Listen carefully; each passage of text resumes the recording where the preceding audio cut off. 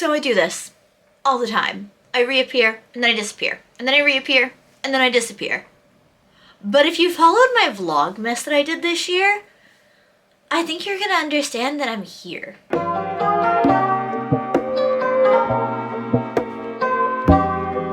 So it's been a while since I've been back at this. I know. But I'm really doing this.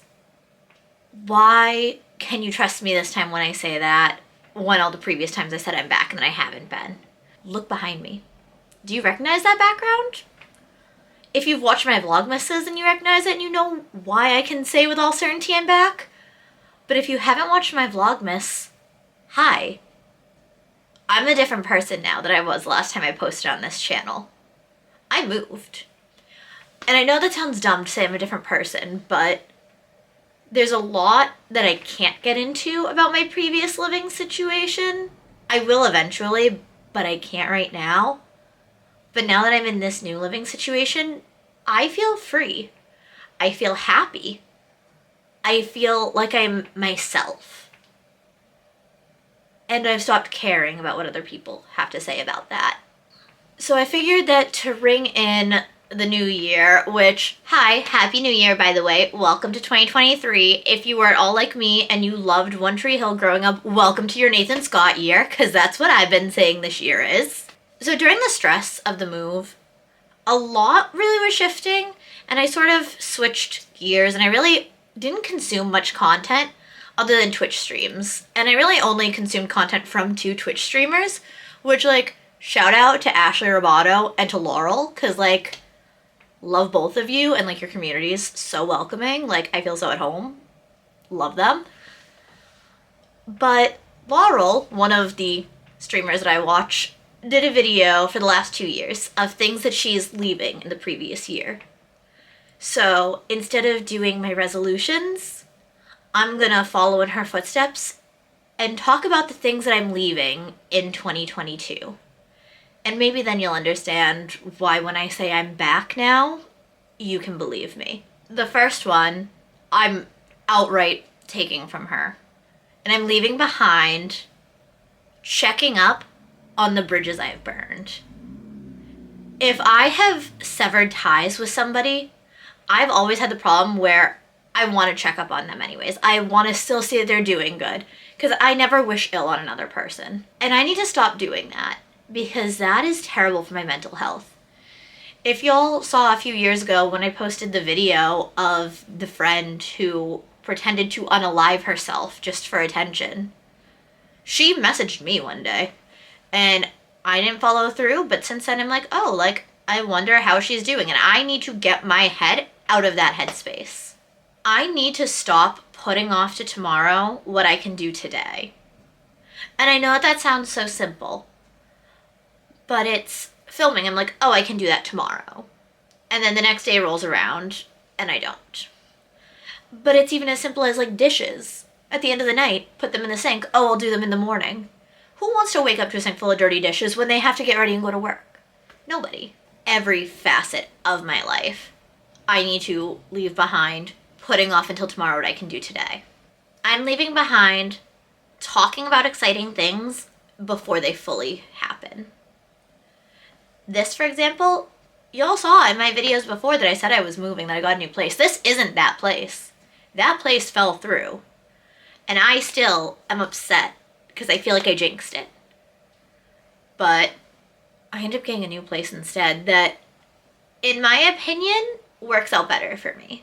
The other place would have been great.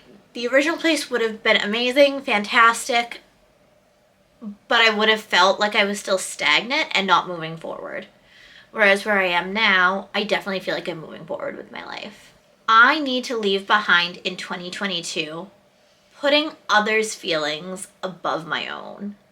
I'm very, very guilty of that. And I don't mean that in a I need to stop having empathy way. I mean, like, if I am really looking forward to doing something, and then when my friend says, hey, you're doing XYZ on this day, but I want to do ABC this day, come with me to do ABC instead. It used to be, if I was looking forward to doing something, but someone else asked me, hey, will you cancel your plans and do this because I really want to do this?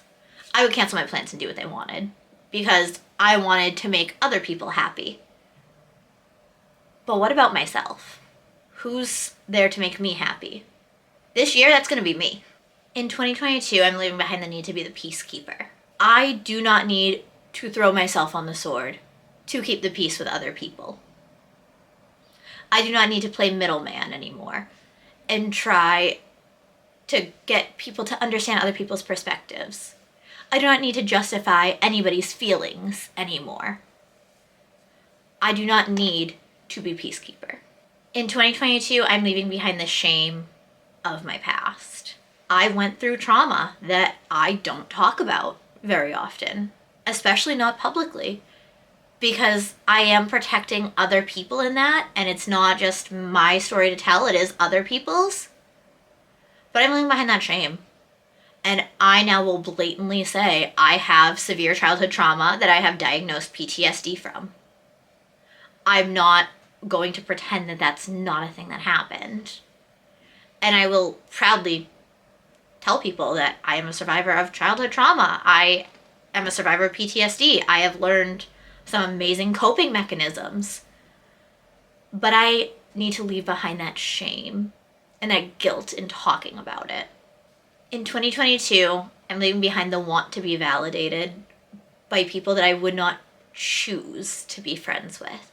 I always say that you have friends of choice and friends of convenience. And you have acquaintances that you call your friends. Friends of convenience doesn't necessarily mean that you're only friends because it's convenient, but think about your childhood friends. You made friends with who was in class with you. You made friends with your neighbors.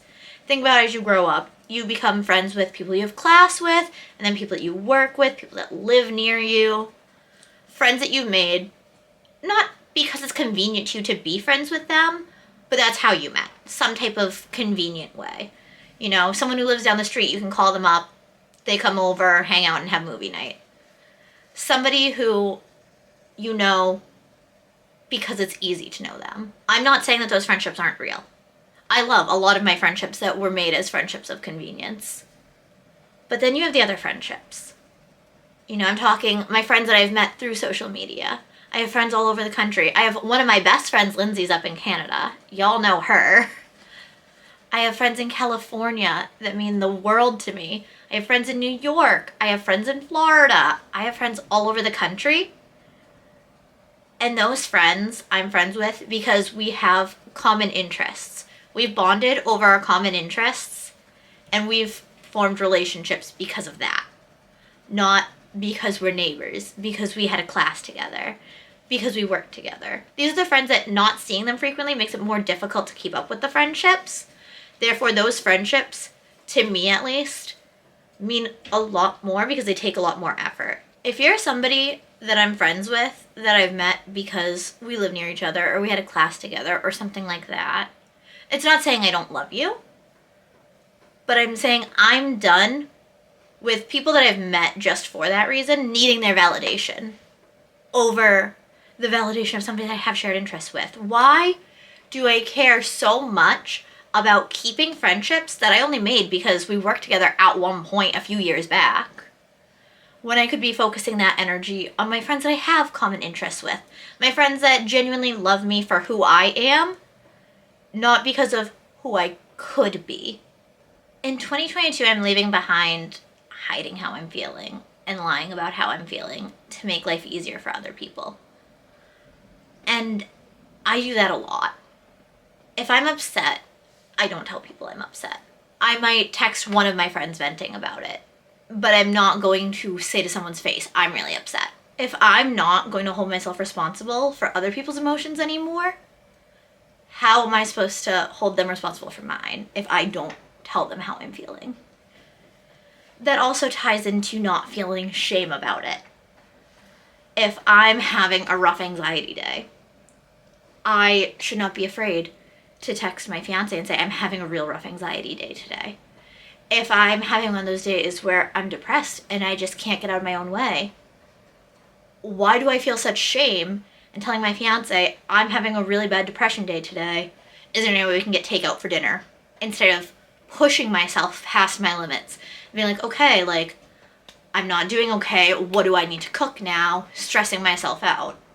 It shouldn't be that difficult to send a text and say, I'm having a bad depression day. Can we get takeout? I just want to eat takeout, take a shower, and lay in bed. That shouldn't bring shame, but it makes me feel guilty and shameful. And that needs to end. And most importantly, in 2022, I'm leaving behind not prioritizing myself. I'm going to, from here on out, prioritize. If I need a phone call with my best friend, I'm doing it. Like, Casey, get ready for FaceTimes all the time.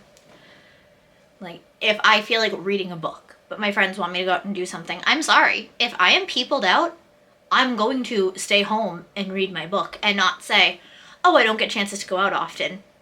I'm going to take the chance to stay home and read my book. I finally have health insurance, which anyone in the US knows how rough our healthcare system is.